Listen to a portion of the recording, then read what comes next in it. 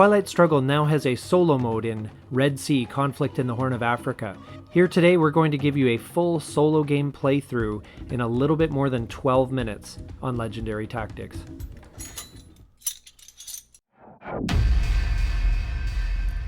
I am so glad that Twilight Struggle now has a solo mode, and we're going to walk you through a full game playthrough here. And so we start out by shuffling the mid-war deck and drawing 9 cards for ourselves. The bot does not have a hand of cards to manage. They do eventually have a line of event cards, but we'll get to that. These are the cards that I drew, and it's a pretty good mix. I'm pretty happy. There's some pretty decent events and some options there, and the Africa scoring card. So that's going to allow me to time things pretty well. And the US aid card is a great headline because you can automatically switch to the US goes first each round.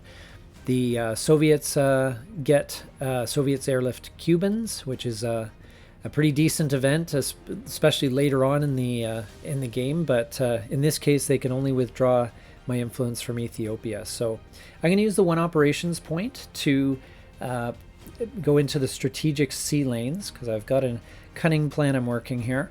And I get to go first. I'm going to use Hero of the Crossing first off. And I'm going to do a coup in Somalia. And fortunately, it's strong enough. It does pretty well. Gets me control of Somalia, which is what I was hoping for. And I draw the card to see what happens to DEFCON, because Somalia is a flashpoint country. And it does degrade. So we're down to DEFCON 3, and that conveniently also locks up the Middle East to coups and realignments as well. So that's also helpful.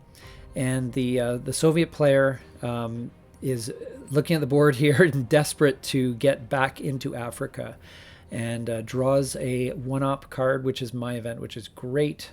So that simply means that the bot's going to just place some influence, and then I get to go next, and I'm going to take my opportunity here to score Africa. Now, it's not maybe the best scoring result. I get 2 victory points, one for presence and one for the one influence I have in the strategic sea lanes, but I'll take it just to close that off to potential negative scoring later, and I don't want to have the pressure of having to play it, so may as well get some points off it. My opponent coups Somalia right back, lowering DEFCON to 2, and wipes out my influence there. And so that kind of shuts down. I mean, you can take a risk and coup a flashpoint country, but it may not be recommended. So instead, I'm going to take my coup in Djibouti instead, and I get a 6, so that's great.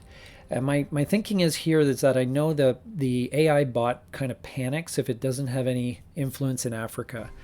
Because it's worried about setting up a potential U.S. automatic victory. So it's going to do its best to get into the country. Now we draw U.S. presidential elections, which is reshuffled according to the event menu that we use to track these things.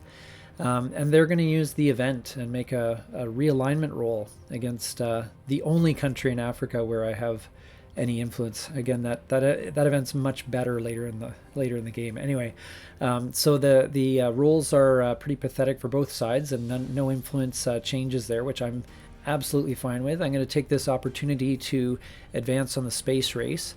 We don't have a lot of time to get moving on the space race, so on a very short track.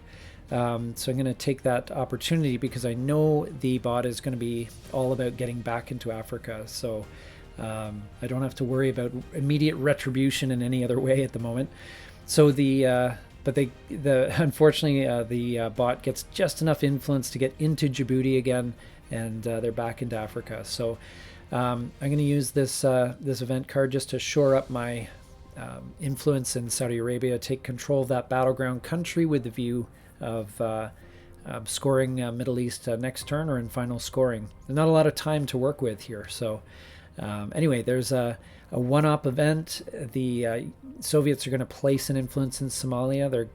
They're working their way along to the flashpoint countries, and Kenya, the battleground country there. So I had some really good events in hand, and I wanted to kind of hold off on them because they're really best triggered after certain things happen. So I decided to use my Romanian autonomy card, put some influence down, spread it around a bit. And then, unfortunately, even though it's my event, the Soviets get 3 ops to coup in Djibouti. They need some military ops to make up. Luckily, their role is terrible, and no influence changes hands, but they do make their mil ops requirement. Now, I had to use separatists to take control of Kenya here. I didn't want to use it. These are the other event cards I had in hand, but it was a tough call. I had to do something. U.S. presidential elections are drawn. That gets reshuffled, but that gives my opponent 1 op to work with. And just going to reinforce Somalia. And so here's just a quick snapshot of the board state for you. We both made our military operations required, so no victory points there. The Romanian autonomy card, which will likely give my opponent a victory point at the end of the next turn.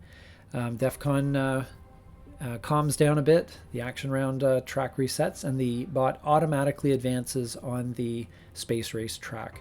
And then we shuffle in the late war cards into the mix. And the late war cards, from what I've seen, seem to be much more powerful. There's some 4 ops in there, and I still have my cards left over from last time. I do draw Middle East scoring, but then I have a mitt full of Soviet events. Not my favorite thing. A few of them are ineffective, like Ghost Plan Advisors don't work with the bot, that kind of thing. But I'm going to try and use the famine card here to to draw out, give me some advantage, maybe get a lucky roll or whatever. Now I'm drawing cards here for the headline, but the headline keeps turning up as either ineffective or an American event. So unfortunately, the bot doesn't seem to want to play my events. The Derg is the one that I believe I can't remember why I didn't play that one, but I think it was because there was some condition that had to happen there. Anyway, they draw U.S. presidential elections again, which cancels my famine event, and I'll reshuffle everything else back into the deck. So the bot itself is pretty easy to implement. It once you get the hang of it, it has a kind of a list of priorities that you work your way through, and I think it does pretty well. So this is the first card play, which is the Lion Falters. And again, the event is very ineffective, but in this case, the role there was to determine which battleground they were going to play into. And so they played into Middle East, which I need to defend. I need to lock that down because the plan I'm going to work here, I'm going to get my mill ops while the DEFCON is at 3 and before my opponent takes advantage. I didn't really care so much about the result of that. I mean, it would have been great to get control of Somalia and threaten, a control of Africa, basically, or pretty close. But anyway, degrades DEFCON as I kind of had hoped, and my opponent draws Nasserism. Again, 1 op there, which is used to reinforce Saudi Arabia and kind of compete with me there. I've been fortunate that the bot has drawn low ops because they've been limited in what the damage they've been able to do. So I'm just going to spend that event, and now that the Madagascar event card is on the discards, I'm just going to have to spend that to gain control of the Middle East. And that event is drawn, and we're just going to roll to see which battleground they reinforce. And again, they reinforce Saudi Arabia. And it's I have to roll to decide between Kenya and Saudi Arabia. So this is a card that I'm going to have to work around and play, but I'm going to use it to top up Saudi Arabia, get some influence into Yemen, and unfortunately it does give some influence in the strategic sea lanes. Now I do have an event to handle that, if you recall. So I knew what I was doing. We Are the World, another 1-op event, or 1-op thing for my opponents. So Somalia falls under Soviet control, and I'm going to use Diego Garcia to remove that event and to gain a couple more influence in the strategic sea lanes, which is great. And as long as I can hang on to that lead and get a few more influence down, I'm basically planning on going all in on the Middle East, letting Africa kind of go its way. And we're going to, unfortunately, my opponent decides to invest entirely in Kenya. Now, that actually worked out based on what I was planning. I do have to play T-62s and Kalashnikovs, which is a good bonus for my opponent. But it gives me the ability to spread 3 operations points right across the Middle East. Make sure we can lock down those strategic sea lanes. And now I'm just holding my breath, hoping that this next turn the bot doesn't do something crazy. And it draws a 1-op again, which is kind of interesting. It's had not a great time with it. So it's going to do a coup in Djibouti again, mainly because the mill ops are lacking at the moment. So and rolls an amazing roll. It actually gets control of Djibouti on me, but that does give me the moment I was looking for, which was to score the Middle East. And because I control the sea lanes and so forth, that gives me a good boost. I'm not sure if I calculated this correctly in retrospect, but I gave myself 4 victory points. It may have actually been more, but anyway, it's a great boost. And given there's only a couple rounds left, as long as things don't go crazy in Africa, we should be okay for the win here. So sorry about the roll being out of the frame there, but basically the realignment roll in Kenya worked and removed all my influence there. I'm going to go into the space race because I'd be happy to take those 2 victory points for that, and unfortunately I don't advance. I need 1 to 3. So my opponent takes those 2 victory points for me. We do final scoring on Africa, and that takes us right to 0. But fortunately, I have the Middle East here, plus the strategic sea lanes gives me a couple of points. So we go up to 5 by my calculation, and the USSR didn't meet the required military operations, so go up to 6, which is then reversed by the Romanian autonomy card.